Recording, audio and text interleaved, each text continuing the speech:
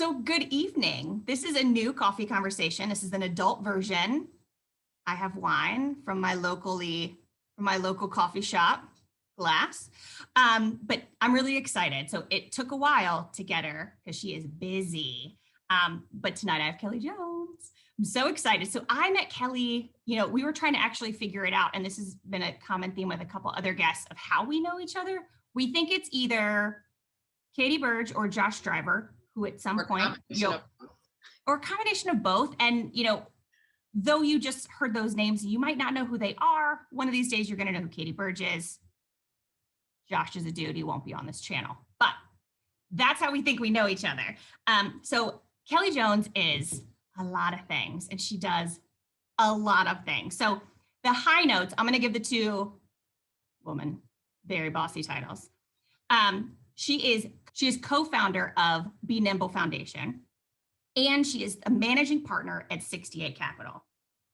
Tell us what those are and what do you do?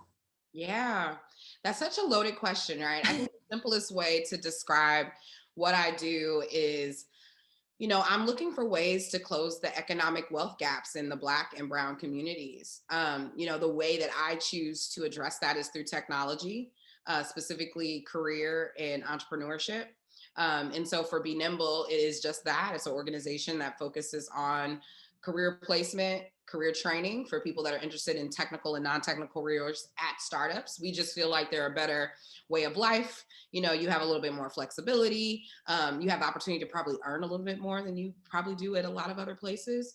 And the other side of that is entrepreneurship. So we do workshops and seminars. We have an accelerator that we run each year. We now will have 3 accelerators that we'll be running every year. And that is really to help us make sure that we are providing Black and Brown founders the information, connections, capital that they need to survive.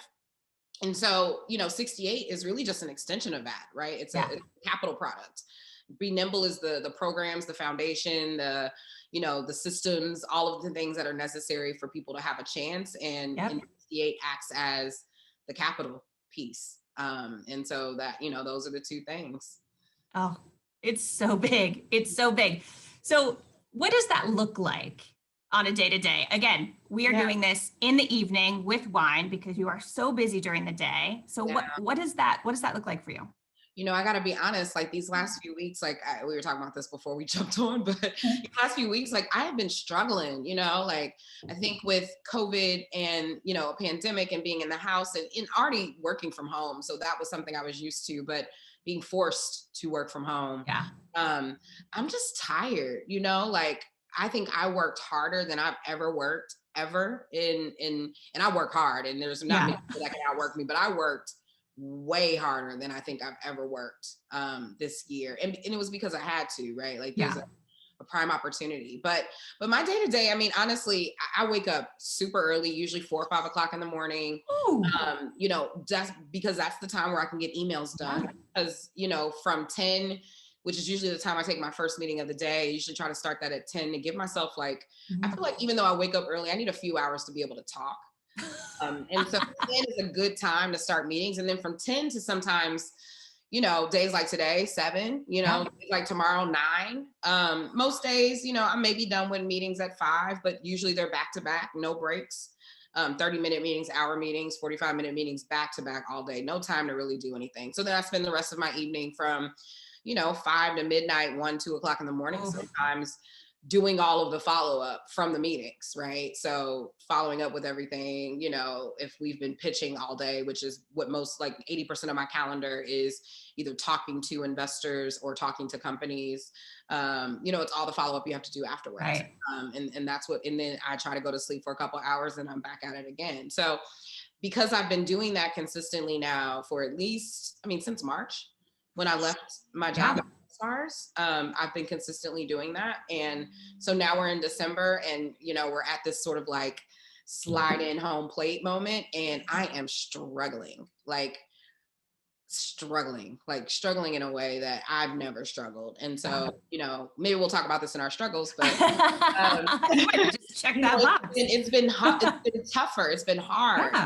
And so I've been finding myself like, I have to move meetings and cancel meetings. Like I'm kind of in the self-care, self-awareness, but also self-preservation mode right now. But overall, like, you know, my job day to day is just, it's meetings, man. It's Yeah. meetings. It's talking to investors. It's talking to companies. It's talking to people like you. It's, Yeah. you know, moderating a panel here, you know, getting mentorship there, in between people asking, can I call you real quick? That's literally my day. Oh my gosh.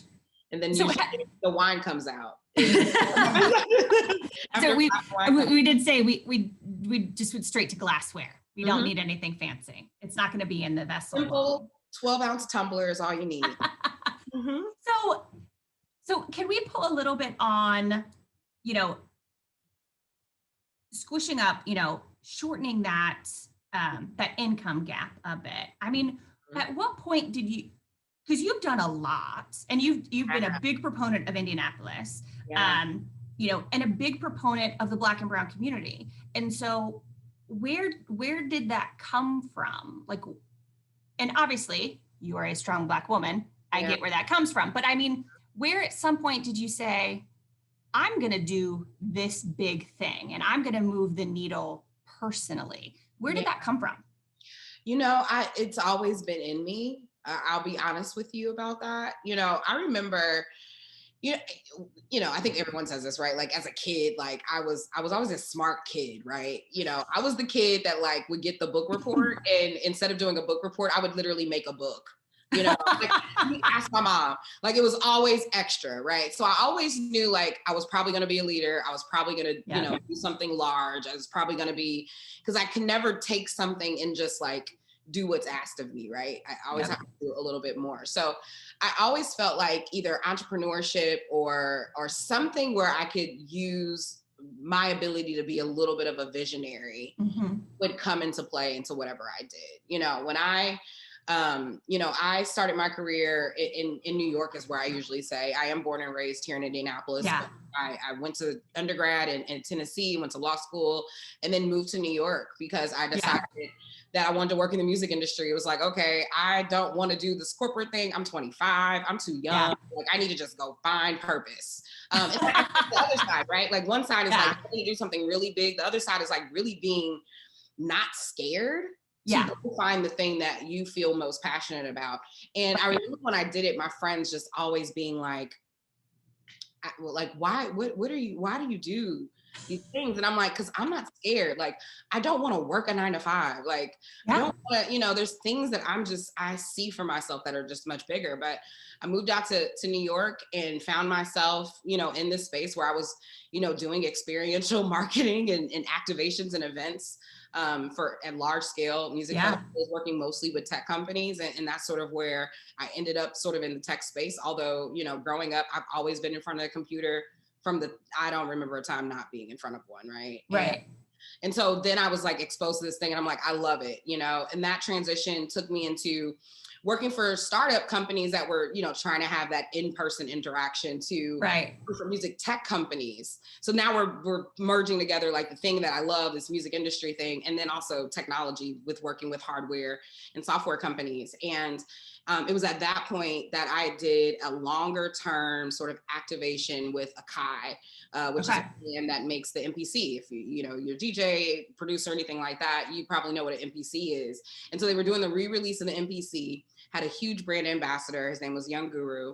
And Young Guru is Jay-Z's DJ and engineer, right? Jay-Z is my favorite rapper. So I'm like, I'm this close to Beyonce is how And so basically this like year long, I think we were 6 months to a year. It was like year long, like project with Akai and him. And at the end, my friend Gerald, who lives in Cincinnati, he was actually just here a couple weeks ago. Asked me, he was like, Kelli, we love you. We love your spirit. Like, do you want to join our team? And I'm like, yeah, I want to join your team. But the interesting thing is I wasn't doing anything in music. I wasn't doing anything in events. I was helping Guru erect his brand around engineering. And the importance of, you know, he's an audio engineer. He touches tech all day, every day.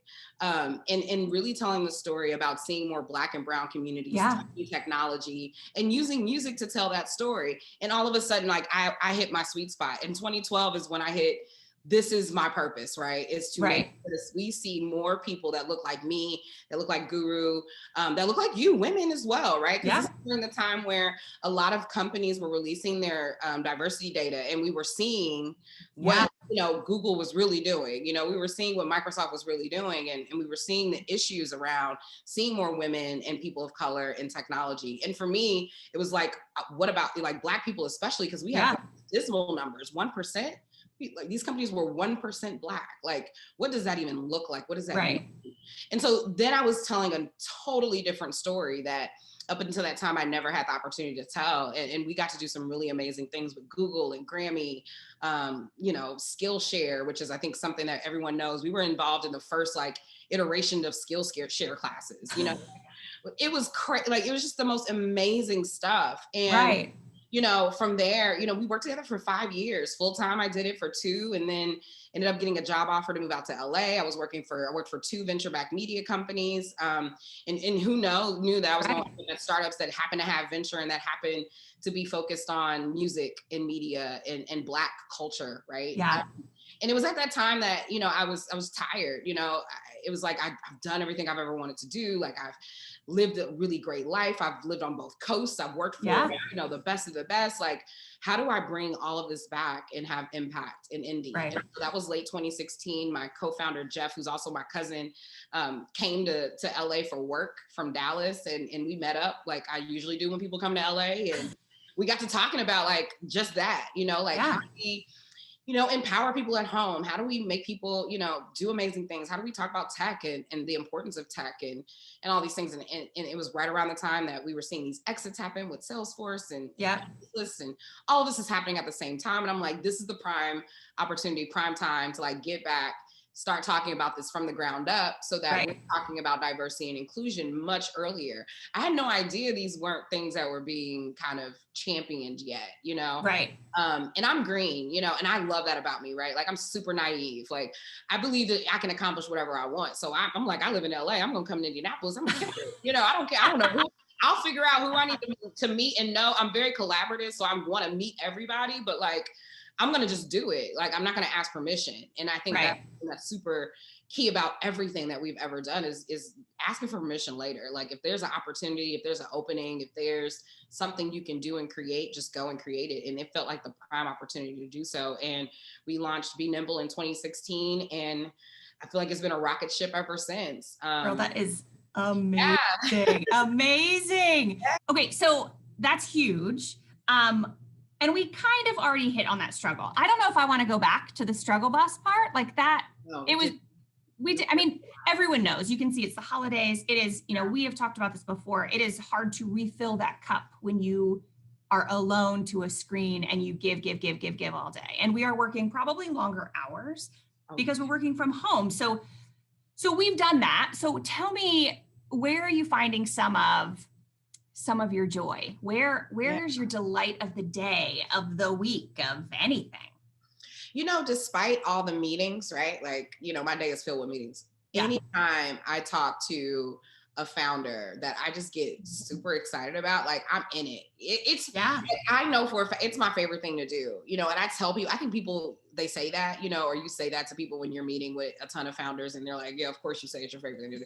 It's literally my favorite thing to do. And it doesn't matter what kind of entrepreneur, it doesn't even matter. Like, I just love hearing the passion of people tell the story always they want to build. And, you know, yesterday I have open office hours right now. They're just 15-minute little bites of time for people that just want to ask me questions. Right now our application is open for our accelerator and our pitch competition. So I'm getting a lot of just people coming to us.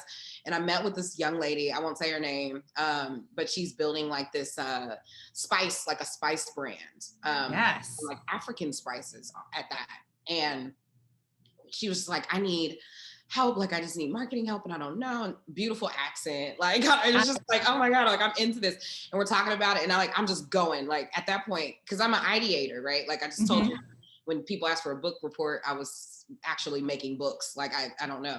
But so, like, when someone's asked me a question about like, what should I do? And I need help, that is where I thrive the most. You know, because at that point I'm just like spitting stuff out. I'm like, you should do this. She's like, oh my God, like, I didn't know. the great thing about that now is before, when we were making the suggestion of what you could do, the difference is now we can do it, right? Like now we have empowered and built a team within Be Nimble and with 68 that is able to build the very things that we are suggesting people build. It was a hole that currently wasn't being filled, and now we can do that too. And that is what gives me joy every day. It's now more than just having a conversation and saying like, we should help this way and you should do this and you should do that. Like we now can do that, right? Like we can help you with this and we can help you with this. And when you're ready, hopefully we can invest in you too. And that was something that we didn't have at first, right? Yeah. Like we actually get to solve a real problem outside of just, you know, what can sometimes be seen as intangibles. Yeah. So that is the thing that gives me energy daily. There is nothing like the passion of someone's vision. Yeah. I mean, I can't remember how many times, and I mean, obviously because we know each other, but I mean, so many pitch competitions, and I mean, I love them. I can't remember how many times I've literally like gone, had a job and been like, I'm going to quit. I'm going to go work for them.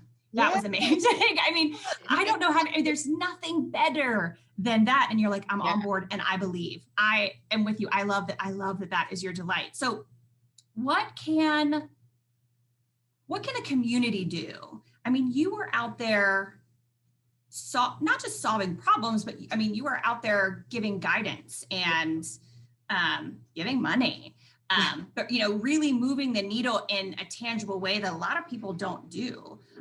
So tell me what, you know, hey, Kelli Jones, what do you need? Like, what can the community do to give back? You know, we are at a really interesting sort of tipping point, right? When we entered the space, you know, I think we were really fully embraced by the tech community. Mm-hmm. You know, they loved what we were doing. But a lot of the people that we really and truly can impact are people that are not currently in the tech community, right? Because that's where, you know, if we want to diversify this industry, and I don't like to call tech an industry, I think tech is a business model if you really want to keep it. I like that thought, actually. Yeah, everything has tech in it. It has to. Yeah.